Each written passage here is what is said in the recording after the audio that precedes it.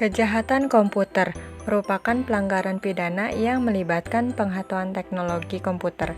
Dalam kasus ini, terkadang beberapa perusahaan tidak melaporkannya ke pihak terkait. Alasannya karena ada kemungkinan bahwa pelaku kejahatan tersebut merupakan karyawannya sendiri, sehingga perusahaan merasa khawatir jika dilaporkan dan dipublikasi oleh media, maka dapat menurunkan reputasinya. Peretasan atau yang dikenal dengan sebutan hacking merupakan tindakan yang dilakukan oleh penyusup dengan mengakses sistem komputer tanpa izin pemiliknya. Orang-orang yang melakukan hacking disebut dengan hacker. Pada dasarnya, seorang hacker merupakan pemrogram komputer yang memiliki keterampilan tingkat ahli dalam satu program komputer atau bahasa pemrograman tertentu. Jenis-jenis hacker. Yang pertama, black hat atau yang dikenal dengan cracker, merupakan jenis peretas yang menampilkan perilaku merusak atau kriminal. Mereka melakukan tindakan ilegal dengan mengakses sistem komputer orang lain tanpa izin dan memiliki niat yang jahat. Yang kedua, white hat, yaitu jenis peretas yang mengembangkan minatnya dalam peretasan komputer hanya karena keingintahuan intelektual. Mereka menggunakan kemampuannya untuk mengecek sistem baru, mencari kekurangan dalam sistem keamanan, serta memperbaikinya. Dan biasanya mereka sudah mendapatkan izin dari pemilik sistem komputer. Yang ketiga, gray hat. Jenis peretas ini tidak termasuk ke dalam black hat maupun white hat. Mereka membobol sistem komputer dengan tujuan semata-mata untuk memberitahu pemilik akan kelemahan sistemnya. Mereka tidak memiliki niat yang jahat, tetapi kadang memanfaatkannya dengan ketenaran, keserakahan, maupun kekuasaan. Dan biasanya dalam melakukannya, mereka tidak selalu legal, tetapi juga kadang melakukan tindakan ilegal karena tanpa izin dari pemilik sistem komputer tersebut. Teman-teman, kalian tahu nggak sih teknik yang digunakan para hackers untuk menembus sistem komputer pada internet? Sini, biar aku kasih tahu ya.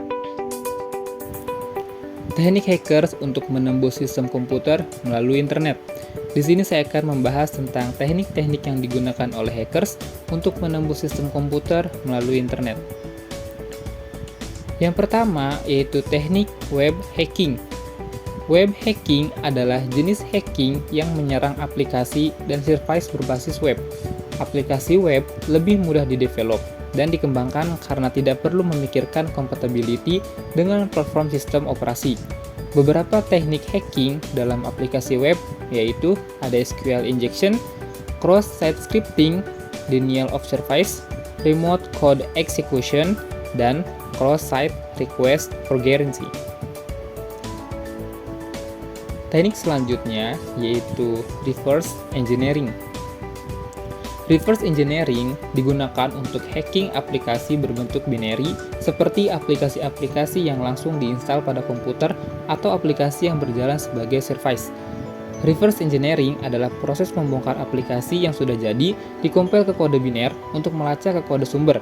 Dengan begitu, hackers lebih mudah menemukan cacat flow bug yang biasa digunakan sebagai dasar pembuatan exploit. Teknik selanjutnya yaitu hack jaringan atau yang biasa disebut dengan penyadapan. Penyadapan dapat dilakukan kepada target yang terkoneksi ke jaringan yang digunakan oleh target. Tujuannya untuk mendapatkan informasi penting yang dikirim melalui jaringan, baik password ataupun data lainnya. Beberapa teknik hacking untuk menyadap yaitu ada MITM, DDoS, spoofing dan sniffing, worm, dan brute force. Teknik selanjutnya yaitu hack user atau social engineering. Hacking tidak hanya menyerang infrastruktur komputer, tetapi bisa mendapatkan informasi berharga dari user yang bisa digunakan untuk masuk ke sistem. Beberapa teknik hacking social engineer diantaranya ada phishing, walling, self-XSS, phishing, dan scamming. jenis-jenis kejahatan komputer. Yang pertama itu ada data deedling, yaitu suatu perbuatan yang mengubah suatu data valid atau sah dengan cara tidak sah atau bisa disebut juga dengan pemalsuan data. Yang kedua ada salami slicing, yaitu bagian program yang memotong sebagian kecil dari nilai transaksi yang besar dan pengumpulannya dalam suatu periode tertentu.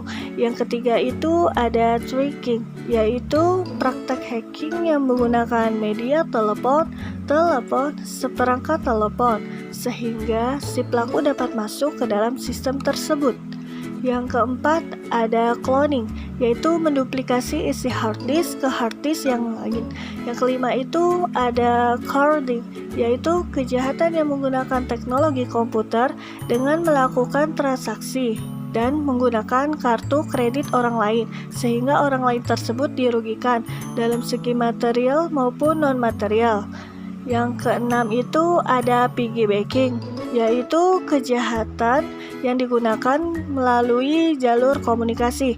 Yang ketujuh itu ada dumpster diving, yaitu pencurian data-data yang dianggap penting yang ditemukan di tempat sampah seperti rekening koran, rekening listrik, bahkan data kependudukan sekalipun. Yang kedelapan itu ada spoofing, yaitu kejahatan yang dilakukan secara online yang mengatasnamakan orang yang terpercaya, di mana data tersebut akan diambil secara massal.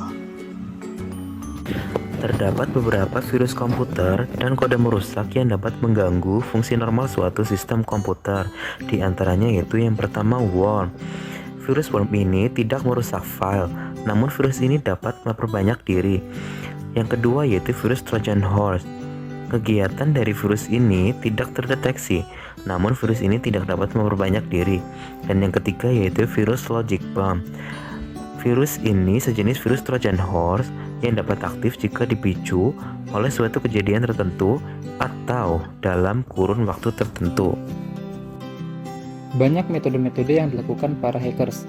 Di sini, saya akan menjelaskan 6 metode-metode hacking. Yang pertama, DOS attack.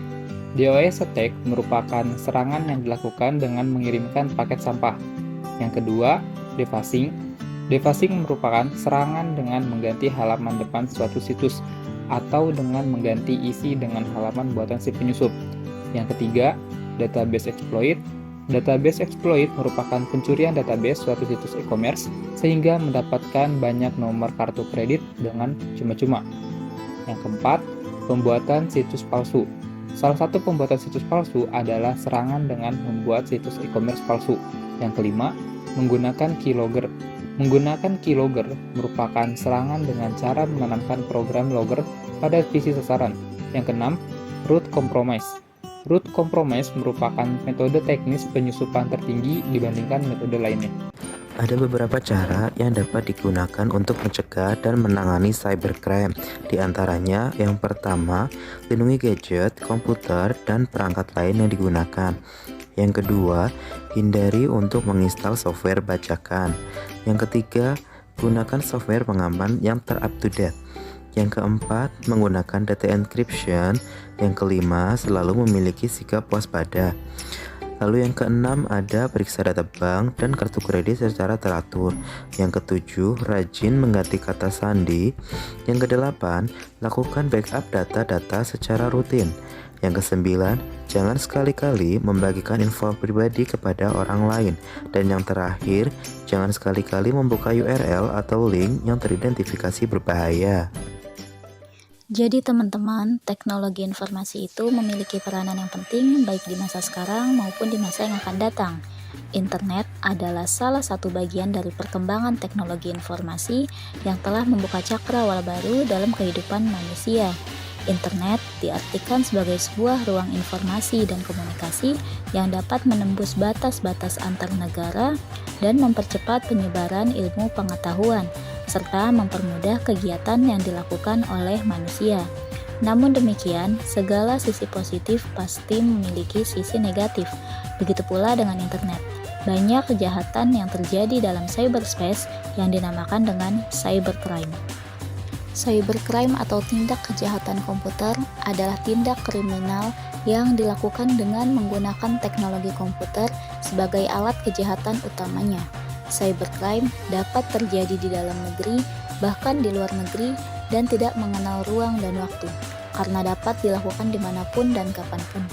Kegagalan terhadap cybercrime berdampak buruk bagi pemerintah, masyarakat, dan juga korban.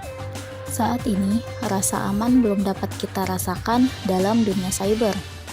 Penanggulangan yang dianggap efektif masih terus dilakukan hingga saat ini untuk mencegah adanya cybercrime. Setidaknya, meskipun tidak dapat menghilangkan, tetapi dapat mencegah seseorang menjadi salah satu korbannya. Dengan begitu banyaknya cybercrime, diperlukan sebuah hukum yang cocok dan metode preventif yang dilakukan untuk mencegah tindak kejahatan cybercrime tersebut. Waspadalah terhadap segala tindak kejahatan cybercrime.